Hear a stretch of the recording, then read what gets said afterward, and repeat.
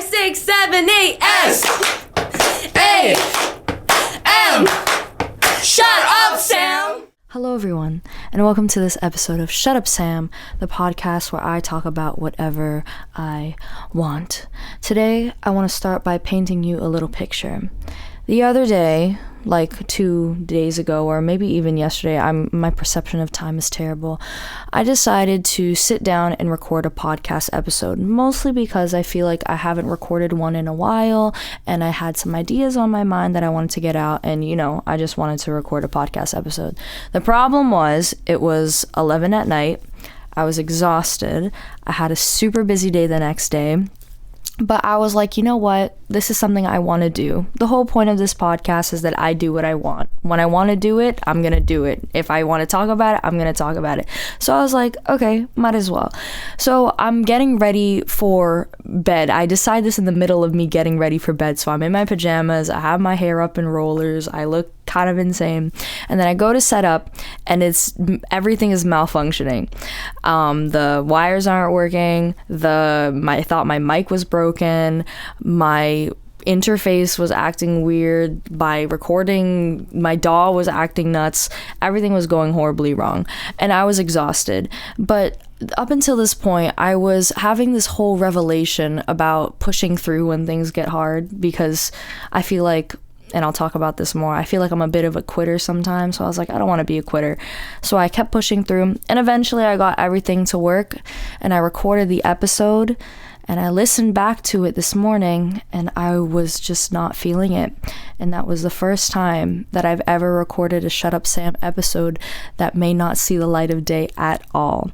And I don't know if that's going to stand by the time that this posts. I think I might end up sharing it for the sake of documenting my growth and for the sake of being honest and vulnerable, and growing, which is the whole point of this freaking podcast. You're going to see me in many different states, some that I'm proud of, some that I'm not. So we might see it, I don't know. But I just remember listening to it and being really disappointed in myself and how even after I pushed through for that really hard time, I pushed through for that recording, things didn't work out the way that I thought it would. And that's why for today's episode, I kind of wanted to talk about not hitting the mark.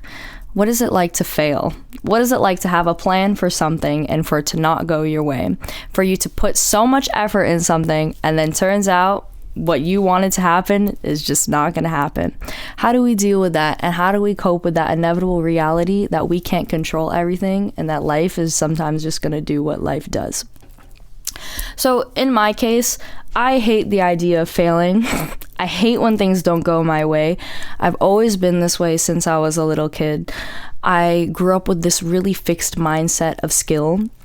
So if I was bad at something, I wouldn't want to do it. If I was losing at a game, I wouldn't want to play it, and I would cry because I just hate losing. And I associated failure with failure of character. So if I wasn't good at something that one time, I was never going to be good at it ever. And I went through my life with this mindset. And it's crazy because I come on here and I kind of talk about growing and being vulnerable and being imperfect. That's still a really sore spot for me. Like I think I mentioned in my first episode that the whole point of this podcast is to kind of probe at that, my internal fear of being judged and not being good enough, and failure is part of that for me. If I don't hit the mark, I feel like I don't hit the mark as a person, and that's like an unredeemable thing. And even though I know that that's not true, it's a very human emotion that I feel, and for some reason that's just the way that I am. It's almost like I'm wired that way. I just hate not hitting the mark.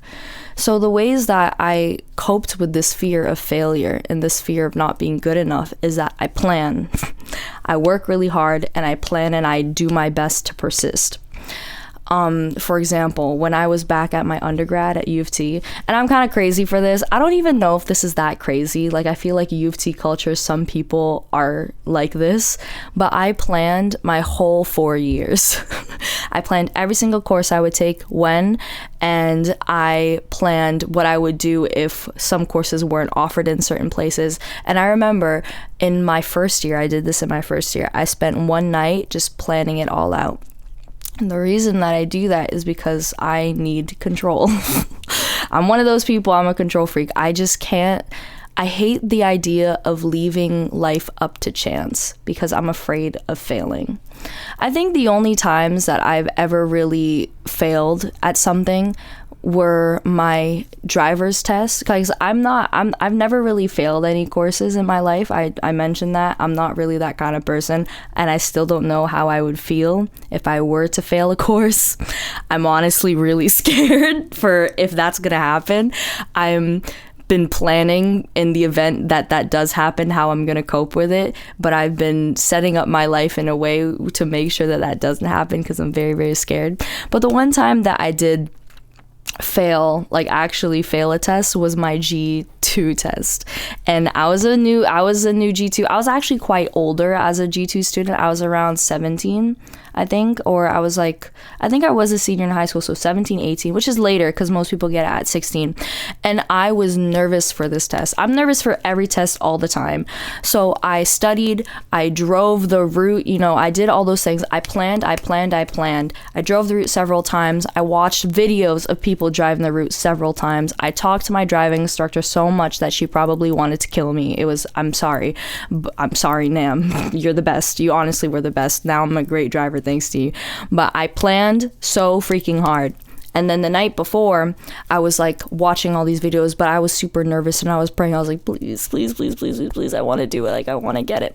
And then I get there the day of, feeling kind of nervous, feeling a little ready, just like normal test jitters.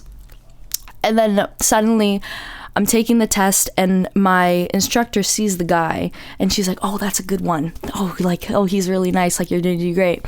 And then I get in the car. I'm so nervous. I planned so hard for this moment. First thing, we back out of the parking lot. We go to exit the center. I drive on the wrong side of the road. I'm getting like, oh my gosh, it's horrible. Like, I'm getting like flashes. I drive on the wrong side of the road, and then he goes, oh, whoa, and I'm like, oh, I'm sorry. And then we turn around, mind you, 3 minutes in. 3 minutes in, he goes, okay, well, unfortunately you failed, and to call us back in 2 weeks, and then bye. He just left the car. I'm there holding the wheel. I'm crying. That was the first time that I experienced like failure of that sort, like failing an actual exam. And I sobbed, wailed the whole ride home. It was horrible. I feel terrible for my father. He was playing that song, to try and make me feel better, like you're gonna have a good day and ain't nobody gonna cry today. And then that was just playing while I was wailing in the car. I was like, I'm a failure. And I just feel like I've never, I don't even want to blame my parents for it, because I really just feel like I was wired that way, and it's just my personality that I don't take losing well. When things don't go the way that I want, it never sits well with me, and it never has. And despite how fluid I may appear, that I'm like kind of go with the flow with, whatever, like I do whatever I want, in reality, I'm a very rigid person. I want things to go my way, or I'm going to end up wailing, screaming, crying on the floor, because I don't know, when things are out of my control, it's scary. And I'm sure some people can relate to that. You never know what's going to happen. And there's so many times where, my story, for example, where you plan for things and you set a goal, and then that goal just, isn't achieved. There was another time where this happened to me, where once again, I mentioned that I planned my entire undergrad at U of T, entire 4 years, and I was following the plan to a T, and I hit my second year, and I realized that I hate what I'm learning. I realized that my entire plan, because not only did I plan my undergrad, I planned my post-undergrad, I planned my career, I planned exactly what's going to happen from the second I step foot into those university doors to the second I graduate, and beyond that. I had a whole entire plan, and U of T was a central part of that plan. I realized that I hated my program. And I realized I didn't like the school. I didn't like the environment. I didn't like the skills that I was learning. And suddenly, I felt like the rug was being pulled out under me. This whole plan that I set up for myself for maybe like 8 years of my whole life just suddenly started crumbling, and I had no idea what to do. And all of this happened in spite of me planning so hard, in spite of me setting a path for myself. The path just started disappearing, and I had no idea what to do, because this isn't part of the plan, and I don't know what to do when it's not part of the plan. But I ended up dropping out, thank goodness. But I just remember that process. I think what got me through it is that I finally put myself at the forefront, instead of thinking about adhering to this grand master plan that I planned when I was, let's say 17, or when I was 15 or 16, and then now I'm 19. It just fell apart. What can I do about it? I had to take care of myself. And I feel like that was one of the first times where I really ever did that. But I feel like it kind of goes to show that, when things happen, the plan isn't always going to be the plan. And I think another thing about failure that's kind of hard for me is that I kind of peg myself as a bit of a quitter. When I dropped out of school, and I still think about this to this day, and this can kind of go for all the things that you end up doing for yourself when life changes, because life is always changing. I think it's silly of me to think that things are always going to go to plan. But when things get really hard for me, and when I start to get uncomfortable with my position, I often quit. I think about how I dropped out of school, because realistically, I could have forced myself, right? I think about that a lot. I could have forced myself to do the sociology route and do sociology, music, and English, and then get all these teachables to teach in high school, because you get more money in high school. But I didn't even want to teach high school, but I just wanted to be safe, and U of T has the prestige. I could have done all these things for the benefit of, I don't know, social capital, or, all of these different more prestigious kind of achievements versus my actual human desires. But it got hard for me. I didn't like to do it, and I didn't want to force myself to do it, so I quit. And then I think about my current position in my current program. I love it, but there's a lot of things about it that I don't love. And I feel like the grass is always greener. And when you're a person like me and you come into life with such a rigid plan, when things don't go your way, I feel like it kind of sets off an alarm bell, where you're like, okay, things aren't going to plan. I have to abort the entire mission. This is the kind of extreme person that I am. It's not something that I'm proud of, and it's something that I know is bad for me. But I also know that my planning it's me trying to keep myself safe, right? Because I'm scared of what's going to happen. But I think it's all about, the perspective. Because I imagine me going through life without all my rigid plans. And if I did stay open to the idea that U of T isn't going to look like the way it's going to look like, TMU isn't going to look like the way it's going to look like, me living life isn't going to look the way that it's going to look like. And maybe if I had more of that openness, and openness to failing, openness to realizing that, I don't want to do something, or more so that something isn't going to look like the way that I want to do it, I'd be way more happy. And I'd just be going with the flow. But hey, once again, that's just not who I am right now. That's still something that I'm trying to be. And once again, I'm growing, I'm learning, and I'm probing at these points to try and hopefully get myself to be, dynamic like that. I also find that within my friendships, at least more recently, I become an extremist person. When relationships get hard, when friendships get hard, I have, I'm no stranger to the block button, okay? I could go into this for a whole other thing. I firmly believe that if someone is not serving you, if they're pissing you off, if they're being rude to you, then you say it to their face and you tell them, hey, I don't like this stuff that you're doing. And if they don't listen, then bam, you block them. And I think that on one hand, I think that philosophy is good because it comes out of self-preservation and protection. But on the other hand, I think it's bad because it's rigid and it doesn't allow for change. And, even considering me in my life, I'm somebody that the way that I am today is because I have been changed, is because I have been, evolving constantly. And I've been given that opportunity by the people around me to fail and to build back up again, and to fail and to build back up again, to make mistakes and to become someone better. And that's not fair if I don't allow those things for other people, right?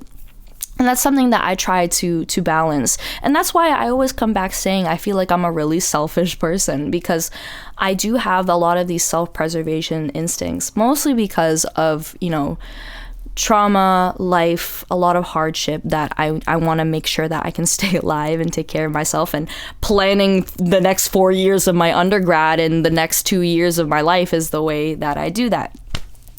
But yeah, I'm no stranger to letting people go, quitting on relationships. And that's not somebody that I feel like I want to be.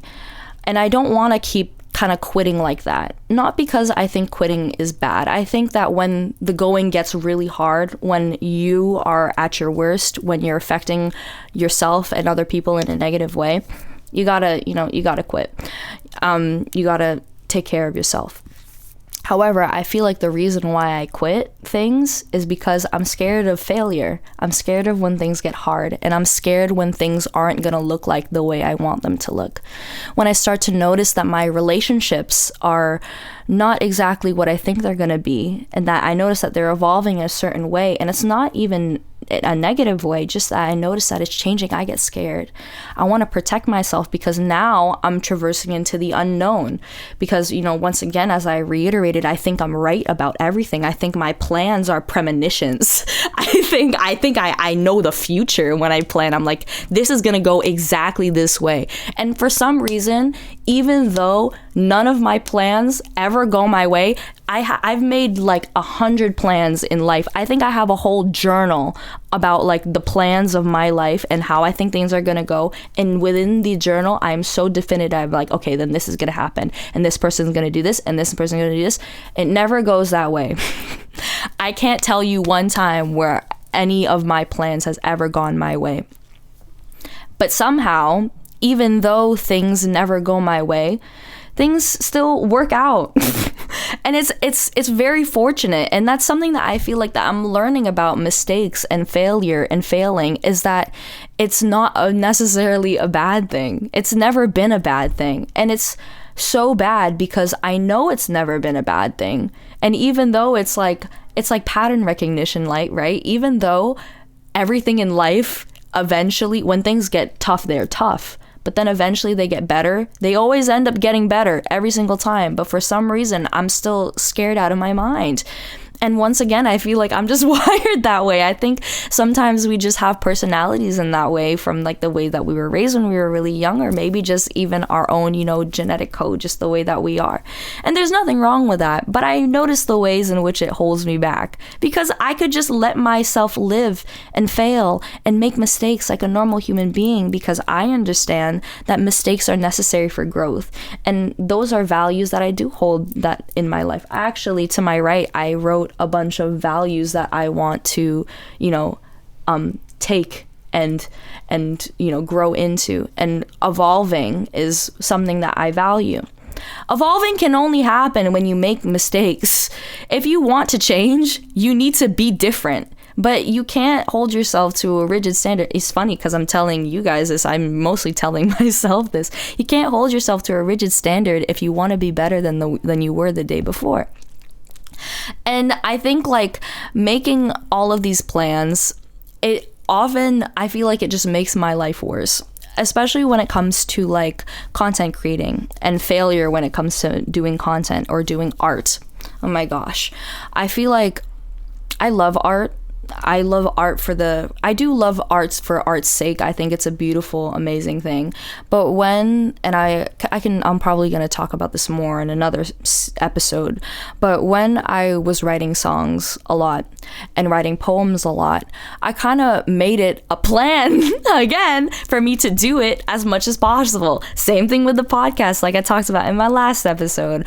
I want to produce. I feel like I compare myself to androids and machines because I love standardized production, because standardized production is safe.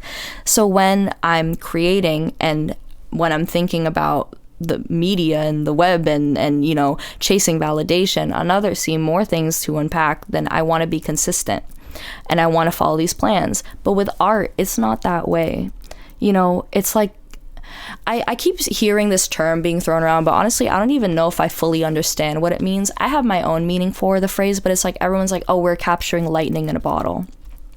I feel like when I hear that term, it's like I'm talking about how I'm trying to capture a very special moment, special once in a lifetime moment in, you know, whatever I do, songs, podcast episodes, things like that. And that's the thing with art. I feel like it is kind of a lightning in the bottle kind of moment, unless you're super cracked, which I am not. I don't feel like I'm naturally, you know, artistic in those different ways. I think I have a message, and I think that art is a medium for message making, and I think that that's why I'm so drawn to it. But I'm not one of those people that can just shit rainbows and shit orchestras and, you know, and it's just fantastic. No, I need to take time. But if I'm making these rigid plans for myself because I want things to look a certain way, I'm not allowing myself to be my authentic self. I'm not allowing me to just be who I am that day. You know? And I think, like, back to my failed episode that you may or may not be seeing, and I'm probably gonna post it for authenticity's sake. You know, one of the reasons why I did decide to kind of post that episode or record that episode was because I was like, well, you know, my schedule that I'm not adhering to because I'm trying to take care of myself, so I'm posting less, and I feel weird about posting less because I set a plan for myself and I'm still low-key wired to follow the plan, so I'm gonna record an episode. It's like these dialogues are still in my mind, but if I just let myself maybe not maybe it would have turned out better. You know, it's all of these different things. We need to be gentle on ourselves, because when plans don't go our way, I feel like it's a blessing. Like, there's so many times in my life where, you know, well, I'm going to use where God's plan or where the world kind of goes to is way better than I have imagined in my head. I think about, I didn't flunk out of U of T, but I think about when I dropped out of U of T, I now am in a beautiful program that I believe will get me a job and where I also learn so many things that I'm actually genuinely engaged with for once. And I loved sociology, don't get me wrong. I'm glad I did it. I don't regret it at all, going to U of T for those 2 years, because I have an excellent foundation for theoretical thinking that I can bring into something I love and care about, which is childcare. So once again, this wasn't my plan. It wasn't my plan to drop out of U of T and then transfer to TMU, but it happened, and now I'm better for it. And that's why I like to say that my failures, and I want to call them failures because I want to use that language to get me more used to the idea of failing, because it's a normal part. It's a normal part of life. Making mistakes is a normal part of life. And I'm upset at myself for denormalizing it. You know, I hold myself to such perfection that's just completely impossible. And by not calling my failures, I'm ignoring the ways in which I'm human. And that's who I want to be. I want to be someone who's authentic, but how can I do that if I'm not even acknowledging my mistakes and failures? So yes, I will call them failures, and I'll smile while doing that. And see, I lost my train of thought. I think I was saying, like, by acknowledging, you know, or by failing, by making mistakes, I learn from them. And that's such a basic lesson, right? You would think that everyone would know that, but I think when you're somebody like me and you're such a perfectionist, these are the things that you don't know. You don't know that failure can actually provide you more knowledge. You know, me failing U of T, me realizing that it wasn't for me, I have so much more knowledge than, I have a different set of knowledge, a more diverse perspective than other people within the program who didn't have my life experience. I was also the kind of kid growing up where I did a bunch of extracurricular activities, many of which I'm not in anymore. So growing up, I did swimming, figure skating, dancing, basketball, piano, singing lessons I did, and then I cried because I was bad, so I left because I hated failing. See, it's bad. So I left a lot of these different things because they started to get challenging. And when I was challenged, I started to leave. And I think to myself, you know, what if I stayed, right? Yeah. What if I stayed and I became this amazing Olympic gold medalist at skating? And by the way, I was actually really good at skating for my age, that they bumped me up a level, but then it got hard. So then I left. Or I left because it was expensive. I don't know exactly the reason, but I know that I left, and I know that I was like, this is getting kind of difficult. I don't know if I can do it. So, yeah, I did leave. And I think about, if I stayed, I probably could have been cracked. If I stayed in dancing, I could have been cracked. But I stopped that for different reasons. Well, I stopped it because I was getting bored. Once again, I didn't want to advance beyond my level because I was scared of failing and being the worst in the room. And I think if I stuck with it, I could have been amazing today, But by leaving it, if we're going to look at it with a positive perspective, I have so much more skill than so many other people that has never done figure skating or dancing at all. Like, these things are such a privilege, and it's a privilege of mine to be able to leave those things. And now I take these bodies of knowledge with me everywhere I go. I feel like if you binge my podcast, you should take a shot every time you hear me say bodies of knowledge. I think that would be hilarious, and I think you'd be super drunk. But I'm just so, grateful for all those lessons that I was able to learn. And all my failures and all my mistakes have turned out to be redirection. There's this meme online. I feel like an old person when I use the word meme, but I don't know what to call it anymore. I don't want to be old. Not like old people are bad. I actually love old people. I am quite excited for me to become an elderly individual. But anywho, there's like this post online where it's like, hey, sorry for crashing out. I didn't know things would turn out all right. And I think that that's like life. That's so my life. And I, like, every single time things don't go my way, they either go better or they just go fine. And there's nothing wrong with fine. Once again, using the words of my dad, enough is enough. Perfect is perfect, but enough is enough. It's the definition of the word. Like, we completed Studio Mahila, woohoo! We completed our show at Sneaky D's the other day, and I didn't share this with you guys, but I was crashing out over that show for the longest time because I was like, oh my gosh, I need it to be perfect. And let me tell you, we got on stage, it was not perfect. Shit was breaking, monitors were not monitoring. I was getting exhausted because I didn't train my stamina enough. I didn't think it was going to be super hot. I was getting nervous. There's so many things that happened that I did not plan for. But you know what? It was a fun fucking show. And it wasn't perfect. It was far from perfect. But I think it was pretty damn entertaining. And I think about me before that show probably would have went into like cardiac arrest knowing how many things went wrong. But that's the thing. Things don't always go your way, but things still go fine. And it's amazing. And, I think me and the band were even talking. They're like, I think we over-prepared, Sam. And I was like, okay, well, yeah, we did. But hey, I still, once again, as much as I do want to be flexible and all those things, I still want to stay true to myself, and I do have high standards, and I think it's good to strive for that because, I want it to be good, but I think I need to allow myself to be just a little more open, man.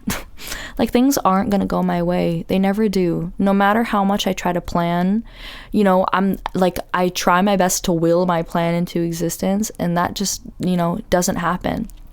I think about the period in my life. I call it my awakening. No, I don't. My rebirth. No, it's dramatic. But when I was on my gap year, and when I was, when my life was, flipping and flooping and transforming in 2025, I had plans for my life. I did. I feel like I knew that things would be okay. That was the plan. The plan for my life when my life was hard was that things are going to be fine and that things are going to be better. That's what I said to myself. But I didn't know how they were going to be better. I didn't know, how successful the band would be. I didn't know how successful my relationship would be. I didn't know how beautiful, hanging out with my family would be. I had zero clue.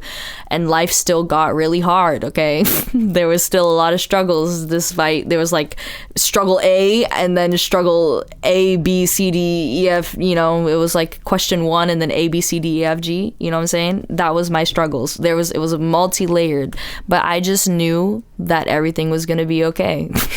And that was the plan that I had, and it was an open one, and turned out everything went fine. My life is fine. I'm happy. I'm healthy. I love the people that I'm around. I love the school that I go to. I love the program that I'm learning.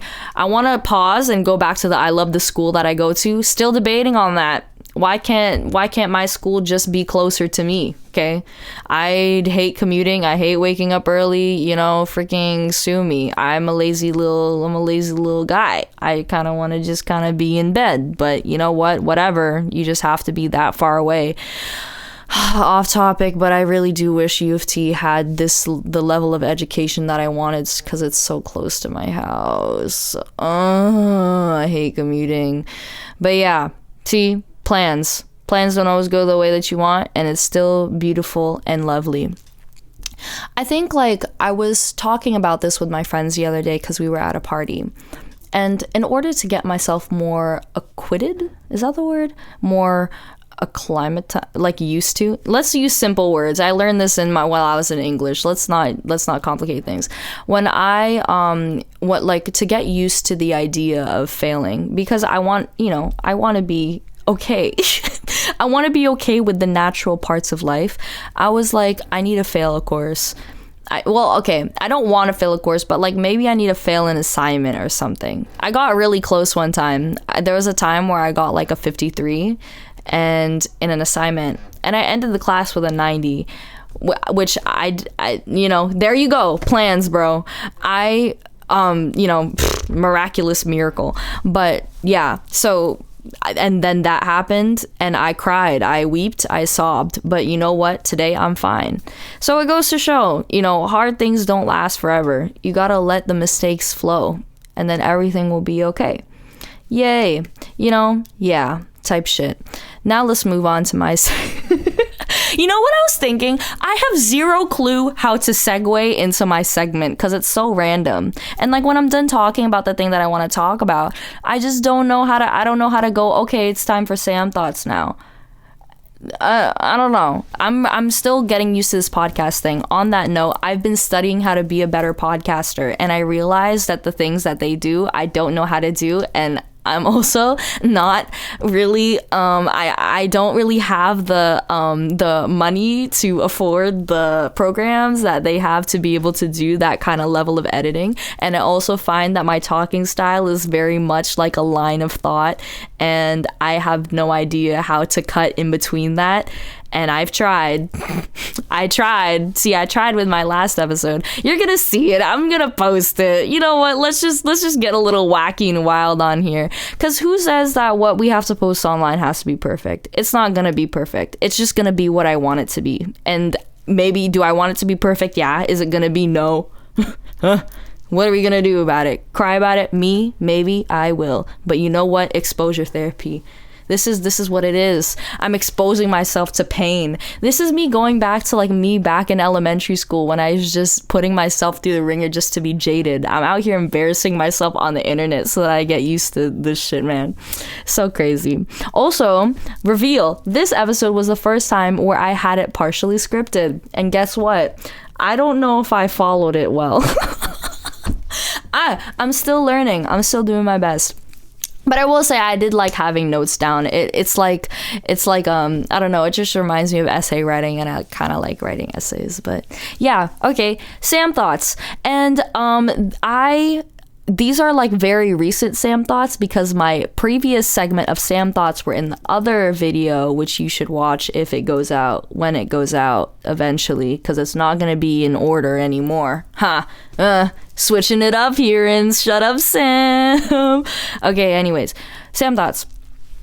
I love old people and children, and every age in between, including my age, is buns. Yeah, I agree. Obviously, I agree because it was my thought. The context behind this was that, well, throughout my entire life, I've always been inspired by children, mostly because I feel like I'm kind of childish myself by nature. And it's funny because when we describe childish nature, I feel like it involves principles like bluntness, silliness, and like this kind of air of like whimsy, like it's something kind of, I don't know, it's something kind of I don't want to say abnormal, but it's like something that doesn't cleanly fit into the social norm. It's someone that's curious, exploring. These are the attributes that we associate with childishness. And I think that that's beautiful. There's also other aspects like, poor emotional regulation or things along those lines. But I think one of the reasons why I love children so much is because of those inherent, and I don't want to say inherent because being a child isn't a monolith. Many children are very different. But the ways in which we kind of, or the children that I interact with, they all have these qualities. They're curious, they're adventurous, they're honest, they're discovering themselves, and they're fun. They're just fun to be around. I feel like they're fun to listen to. They have amazing stories. They're not thinking about what other people think of them, which is something that I'm so jealous of. And I actually want to ask some of my friends who are children, like, how do you deal with that? I'm sure they'd give me really profound answers, but that's just why I feel like children are really special. And for the elderly, I actually have not interacted with a lot of elderly individuals over my lifetime because my family's quite young. Like, everyone in my family is quite young, and my grandparents either have passed away, they're in the Philippines, or the ones I interact with, but I always loved them. The reason why I say this is because, as a Catholic person, I'm always going to church on Sundays, right? And I encounter a lot of elderly people there. And I find that they kind of share that same qualities within like children, but less so like the curiosity one and more so like the honesty. I find that elders are really, willing to, some depending on their personality, but they're really willing to share what they're going through. The other day I was in line for confession, and I had these very long conversations with two people from, one was from the Philippines, one was from Egypt, and we just talked about their life, and they told me about, their children back home, or how they were in arranged marriages, or how, they immigrated here and how they miss being back home in their home country, and how things were different when they were younger. And I just feel like it's such an interesting perspective that I love so much. I think the end part of that statement where I say that every age in between is kind of buns, I feel like the only reason why I say that is because I think that I don't like people my age. I feel like we go through very similar things, and I think I don't really learn a lot from them versus like children and elderly people. But at the same time, I feel like I want to check myself when I say that, because I'm assuming that we don't have diverse experiences as young people.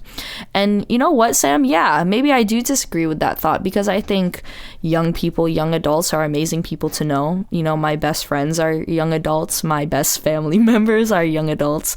I feel like we have so much knowledge that people don't often recognize. And even if you do find us annoying, we're changing the world one step at a time. So maybe everyone is just good to know. Love your elders, love your children, and love everybody in between. Oh, I love that. That's cute. Here's another one. We are all made up of so much time, which we can do whatever we want with. Why do we spend our time with this? Okay, so I can't read anything. Okay, so rewind.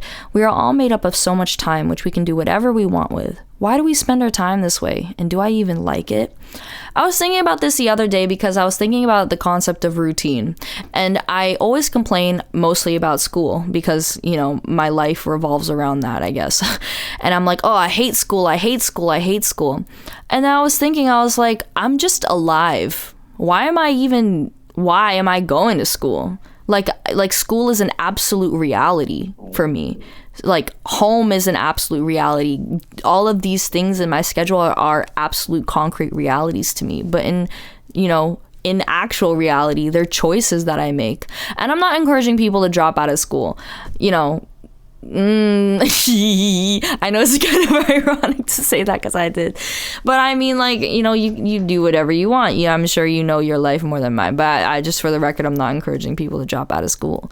But I think it's just why do we do these things? What if we just didn't? What if I just did what I wanted? But I hate that so much because I just know I can't, because we have certain social rules and structures in place that prevent me from doing anything that I want to do, which is fun. But like, we just like, what if like I just blow everyone up and I just do things like my way and I spend the time my way? If I could spend my time my way, I hate to say, I think I would be resting for a lot of it. I think I would be going to school when I want to and then not when I want to, and then I would have people grade me the way they want to and not when I want to, and I would just apply for jobs and work where I want to and then not work where I want to. And I think I would start going on walks. That's like, walks are like a big privilege to me. I think people that go on walks are like top tier human beings. Like, how do you do that? You just walk. See me, I sit in front of a microphone and in front of a camera with no one behind it, and I just talk for 40 minutes. That's my version of a walk. But when I start walking, that's when I know I've made it in life. I used to go on walks a lot when I was a kid because I was really depressed and I felt like getting fresh air was really good for me. And it was. I used to climb trees too, and now I don't do any of that.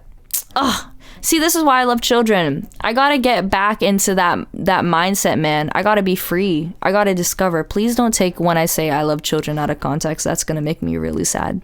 And we have time for one more. Oh, I like this thought. And I'll save the other one for another episode. But the best friends that I have are the ones that I think are way better than me. This is something that I have meditated on for a very, very, very, very, very long time. Friendship was always a sore spot for me, as you guys may know.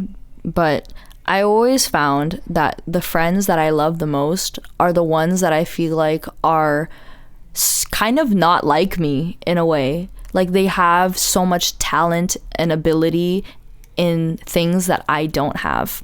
I'm thinking about my very first best friend, Isabella, from elementary school. Shout out you, Isabella, if you're watching this. I don't know if you are, but she's so, like, you know, together. She's so responsible, and I'm not that way, but I look up to her for that. And she's so, like, she has her shit together. She knows how to work. She knows how to save. Like, she knows what she's doing. She's living in residence. She's doing her thing. Like, those are things that I don't think I could do. And I think about, you know, the band. They're all so incredibly talented in so many things that I cannot do. They're hilarious.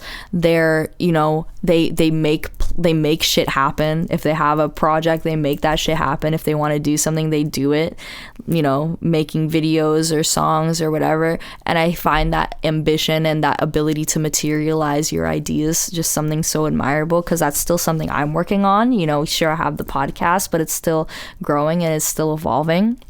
And I do feel like the company you keep is extremely important. And I think that they should reflect the people that you want to be, the person that you want to be in your life. I don't think there's any reason to hang out with people that hold you back, ever. I just don't think that that's smart.